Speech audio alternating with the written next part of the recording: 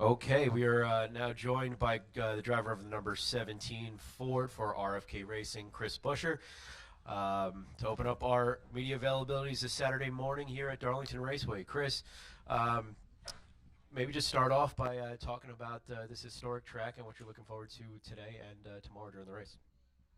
Dry weather for one. Excited to see that in the forecast for the weekend now, and always enjoy coming to Darlington. It's Bristol's still my favorite, but this one's a really close second. So always enjoy coming down here. I love the character of this place, the challenge of it. It's been a fun track for me through the years, and I think we have a lot of questions with the new car coming in, like we have about every racetrack this year. But I think there's a lot that we're thinking will carry over from Dover last week, hopefully for us. And yeah, I think that we're ready to get into it. I know it's going to be a decent amount cooler than we probably initially anticipated. I don't know if I'm going to complain inside the car, but it's always a fun track once it gets really slick out there as well. So ready to get after it and see what we got here in practice and qualifying this morning, and be ready for the race. Okay, if you have a question for Chris, raise your hand. We'll get your mic. We'll start in the back to Steve and then come up here to Mike. Steve Post Motor Racing Network. Chris, the so much in NASCAR racing, you spend time trying to get track position. At Dover last week, you started with track position and maintained. Is it a different mindset of racing, maintaining it than trying to get it? Because you've been in both categories as far as that track position goes. Yeah, I would say not really. Not really for us. We've been basically trying to get all you can every lap, and whether that's trying to get by cars or maintain it. I think I guess one thing that was a little different is early on in the race when we knew there were some tire wear issues, we were able to roll back just a little bit to try and make sure that we weren't one of those cars, one of those teams with those issues. So there's a little bit of that. You can kind of control some of how hard you need to push, but ultimately, I think that we still have to get after it really aggressively. You still have to work really hard to find that track position, whether it's holding on to it or getting it. Um, it's been something that we've used those words a lot this year already, and then there's been places where it surprised us and it hasn't been that big a deal, but. Uh, it's something that we have focused on a decent amount.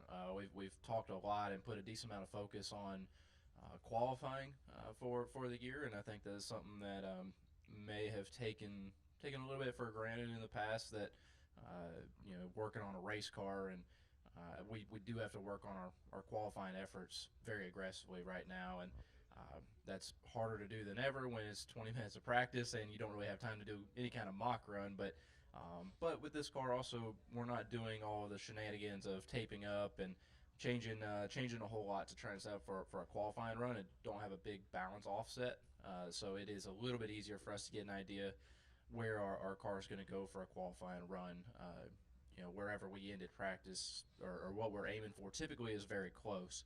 Um, well, I guess you think it's as close as it was to your practice effort. If you're not P1, it wasn't close enough. But uh, we are putting a lot of focus into qualifying this year, and especially in the last couple months here. We'll go up front here to Mike and then go to Mark. Mike Hembry, Auto Week. Chris, do you remember much about your first time here and how long it kind of took you to figure out what you were doing, where you were going, where the lines were, and all that? Yeah, I do. It was 2011. I ran two Xfinity races that year, subbing in when Trevor Bain got sick. I ran Richmond and Darlington, and I remember coming down here. And at that time, in the Xfinity series, the rookies had a extra set of tires, and so I remember unloading off the truck, and everybody was just sitting still. Nobody was going out on track, and Chris Andrews was crew chiefing and said, "Hey, we got an extra set of tires. Let's go out there and get used to it." And uh, I think the story I got is that Carl was up on top of our box or on top of our hauler watching, and may have suggested to Chris that we should plug in the backup because this is a tough place. So um, we ended up making it through practice really well. It was actually a pretty quick study to the place. It's just a ton of fun, and it was a lot of learning with a car. That was my second race with a car with a splitter. And I think that's what took me probably the most time to adapt to over the valences that we were running in ARCA, but loved it immediately, and ended up having a pretty good day going, and got a left front cut down on a restart, and kind of just made it to where our day wasn't near as good as it could have been, but. Uh, I do remember coming in and seeing the place for the first time, and the intimidation of it. But as soon as practice got started, it was pretty much a fish in water. It was placed very similar in all the character to a lot of the tracks that we'd been running on the ARCA side. It just was a whole lot faster. Mark? Mark Garrow, PRN. Chris, we're about the halfway mark of the regular season. Can you talk about how this first half has gone, the improvements that you see going on at RFK? Yeah, time's flying, that's for sure. But it's been a really good start. It's not been all that we had hoped, and I guess that's always easy to say. But we've had a pretty constant progression, which is solid, which is good, and we are seeing gains in different areas along the way. I think we just hope that we'd be able to take a few larger steps early, but we're getting there, and we are finding our place, and we're continuing to work on it. I think that we've been able to start being a lot more consistent in our days. Dover was obviously a good qualifying effort for us, and it was a really good race start to finish. Not everything we wanted, still need that last step to be able to compete for wins, but there's been a lot of good things come down the line. It's been really neat to see Brad and a lot of his insights from whether it's his truck team, whether it's his manufacturing business, or some of the people that he has put into place, and some of his ideas, and coupling that with Jack's experience, they remind me a lot of each other. It's just it's been neat to see it progress and keep building up, and as we keep learning this new car, what we're able to accomplish. So. At the end of the day, we have more work to do, and if we can make half the progress in the next 12 weeks as we did in the first, then we'll be in a really good spot. We just got to keep after it. And a quick question, looking ahead to next week, after Las Vegas, what kind of race do you expect with this next-gen car at Kansas? I have not gotten there yet. I think Kansas has been a lot of fun being able to move around there in the past, and I think that that is definitely a hope that we'll be able to move around and try and see what we can do for clean air out front, what we can do for multiple grooves. I think that we're getting ready to find a pretty defined durability test here this weekend on what that right side can take. I think we're pretty confident in the body's ability to handle it. I think it's suspension that we're starting to think about. I know there's been some updates made to the car since early in the year, and it seems like it has been better, and it probably will be. Just got to make sure that we don't get too aggressive with that.